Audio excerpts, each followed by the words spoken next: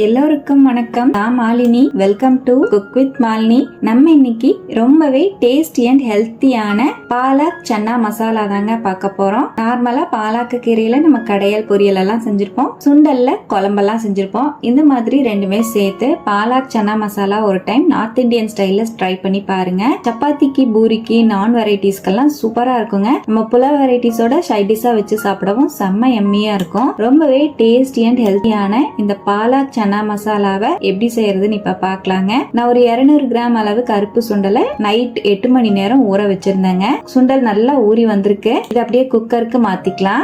சுண்டல் மூழ்கிற அளவுக்கு தண்ணி சேர்த்துக்கலாங்க. நான் ஒரு 3 கப் அளவு தண்ணி சேர்த்திருக்கேன். குக்கர் மூடி போட்டு 5ல இருந்து 6 விசில் விட்டு இறக்கிக்கலாம். சுண்டல் நல்லா பஞ்சு போல வந்துரும். பாருங்க, நான் ஒரு 6 விசில் விட்டு இறக்கிட்டேன். ஸ்டீம் நல்லா ரிலீஸ் ஆயிடுச்சு. ஓபன் பண்ணி பார்க்கலாம். சுண்டல் நல்லா சாஃப்டா வந்திருக்கு. இது அப்படியே இருக்கட்டும். பாத்திரத்துல சுடுதண்ணி வச்சிருக்கேங்க. ஒரு கட்டு கிளீன் பண்ண பாலாக் கீரையை சேர்த்துக்கலாம். கீரையை நம்ம நல்லா வேக வச்சு வெளியே எடுத்துக்கலாங்க.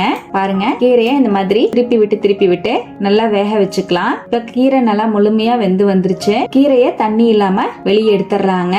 இந்த மாதிரி முழுமையா வெந்து வந்த கீரையை அப்படியே நான் மிக்ஸி ஜாருக்கு மாத்திக்கிறேன். கீரையை மட்டும் தனியா நான் மிக்ஸி ஜாருக்கு மாத்திட்டேன். அந்த தண்ணியை நீங்க சூப் செய்யறக்கோ இல்ல சப்பாத்தி எல்லாம் பிசையும் போது யூஸ் பண்ணிக்கலாம், குழம்பு செய்யும் போதும் யூஸ் பண்ணிக்கலாம். தண்ணி வந்து வேஸ்ட் பண்ண வேண்டாம்.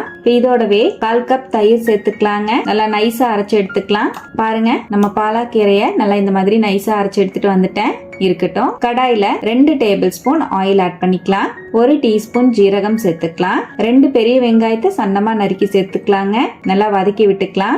வெங்காயம் நல்லா டிரான்ஸ்பரண்ட் ஆகணும், அந்த அளவுக்கு வதக்கி விட்டுக்கலாம். இப்போ வெங்காயம் பாருங்க நல்லா வதங்கிடுச்சு. இதோடவே 1 டீஸ்பூன் இஞ்சி பூண்டு பேஸ்ட் ஆட் பண்ணிக்கலாம். நல்லா மிக்ஸ் பண்ணிக்கலாம். இஞ்சி பூண்டோட பச்சை வாசம் நல்லா போகணும், அந்த அளவுக்கு வதக்கி விட்டுட்டு இதோடவே 1 டீஸ்பூன் மிளகாய் பொடி ஆட் பண்ணிக்கலாம். 1 டீஸ்பூன் கொத்தமல்லி பொடி ஆட் பண்ணிக்கலாம். 1/2 டீஸ்பூன் கரம் மசாலா தூள் சேர்த்துக்கலாம். 1/2 டீஸ்பூன் ஜீரகத்தூள் சேர்த்துக்கலாங்க. நல்லா மிக்ஸ் பண்ணிக்கலாம். பொடி எல்லாம் சேர்த்துட்டு ஸ்லோ ஃப்ளேம்ல வச்சு நல்லா கலந்து விடுங்க.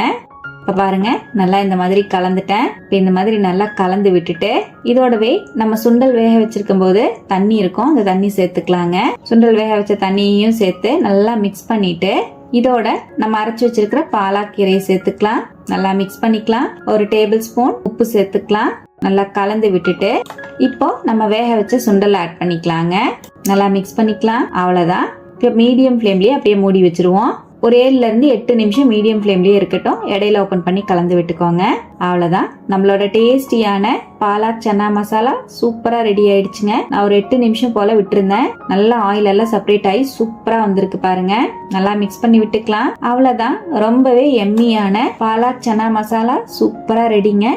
ரொம்பவே டேஸ்டா இருக்கும். செம்ம ஹெல்த்தியான ரெசிபி. கண்டிப்பா இதே போல நீங்களும் ட்ரை பண்ணி பாருங்க. சுட சுட சாதத்தோடையும் சப்பாத்தி, பூரி, நான் வெரைட்டிஸோட, புலாவ் வெரைட்டிஸோட எல்லாம் தொட்டு சாப்பிட சூப்பரா இருக்கும். கண்டிப்பா ட்ரை பண்ணி பார்த்துட்டு எப்படி வந்ததுன்னு கமெண்ட்ல மறக்காம என் கூட ஷேர் பண்ணுங்க. நம்ம சேனலுக்கு இப்பதான் ஃபர்ஸ்ட் டைம் வந்திருக்கீங்கன்னு சப்ஸ்கிரைப் பண்ணி பக்கத்துல இருக்கிற பெல் ஐக்கானை பிரஸ் பண்ணிக்கோங்க. லைக் பண்ணிக்கோங்க. ஃப்ரெண்ட்ஸ் அண்ட் ஃபேமிலியோட ஷேர் பண்ண மறக்காதீங்க ஃப்ரெண்ட்ஸ். தேங்க்யூ.